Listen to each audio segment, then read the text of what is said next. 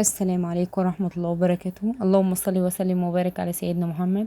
ازيكم يا حبايبي، عاملين ايه؟ النهارده بقى بنعمل حواوشي بيتي، حاجة حلوة كده في البيت اجمل بكتير. هنا معايا كيلو لحمة، وهنا نص كيلو بصل، وثلاث قرون فلفل، وشوية بهارات، يعني حتة دهنة كده، يعني التومن كده، عشان تبقى ايه، لان اللحمة مش ملبسة، فالدهنة بتخليها لها طعم. هنا هفرمهم بقى. هنا بقى معايا كيلو دقيق، معلقة صغيرة ملح، معلقتين كبار خميرة فورية، اي خميرة موجودة عندك، معلقتين سكر.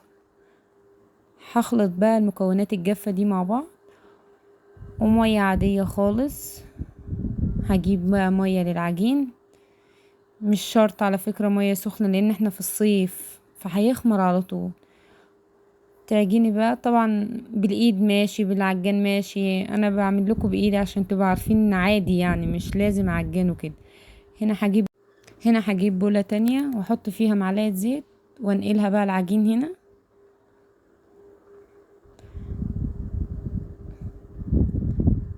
هنقله بقى هنا.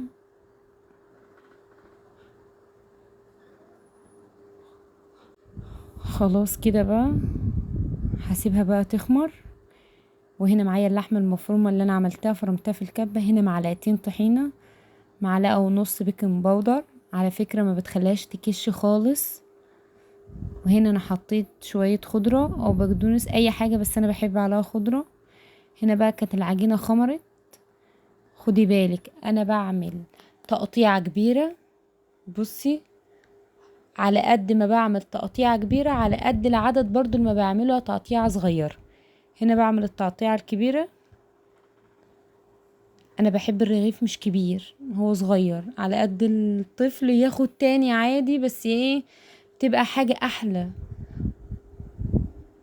هنا بقى بقطع كل الكبير، التقطيعة الكبيرة الاول. هنا خلاص خلصت التقطيعة الكبيرة. هنا بقى هعمل قدهم تقطيعة صغيرة. ليه؟ لان انت عملتي 20 واحدة كورة كبيرة، اعملي 20 واحدة كورة صغيرة. خلصتم بقى كلك.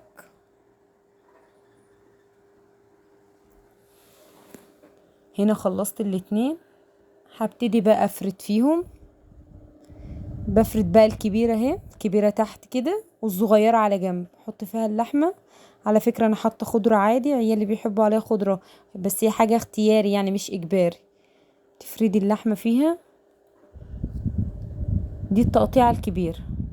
بحط عليها بقى التقطيعة الصغيرة، ليه؟ عشان الوش.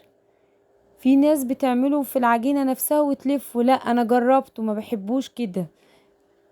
هنا بقى بقفلها بالشوكة عشان تقفل بقى ما يتفتحش منك في الفرن.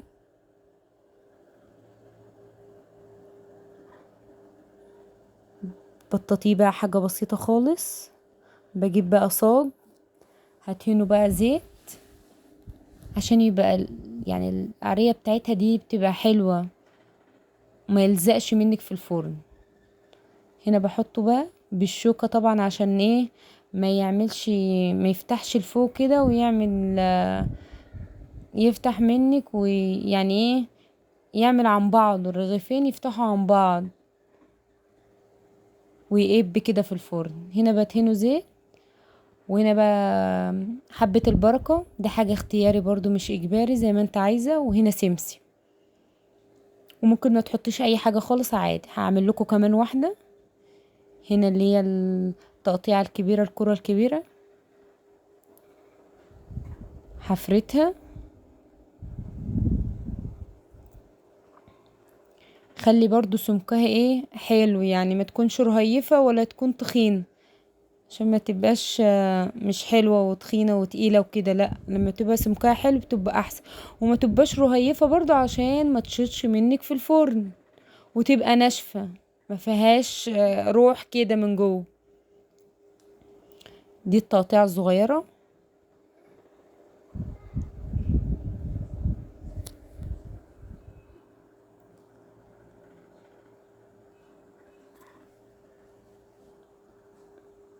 هنا برضو هحط اللحمة.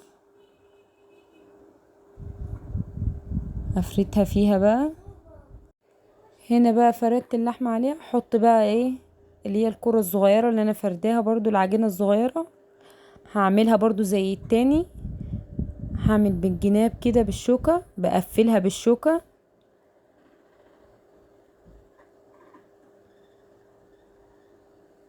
ببططها بقى حاجة بسيطة خالص.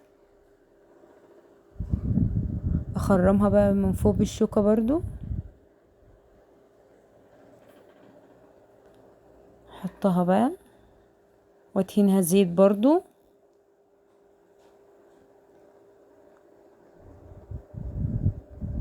الزيت على فكرة بيخليها حلوة خالص، وبتاخدش وقت في الفرن وما بتنشفش منك وبتبقى مرمشة.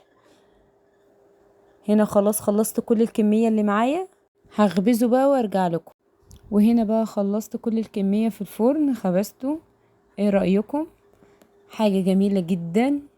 بصوا، يعني كمية كيلو دقيق وكيلو لحمة، نص كيلو بصل، عملك كام رغيف.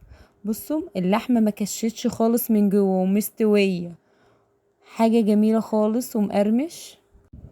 ولو فكرة النهاردة عجبتكم ما تنسوش اللايك والاشتراك في القناة اللي لسه ما اشتركش يا حبايبي. ما تنسوش اللايك والشير والكومنت الجميل. مع السلامة.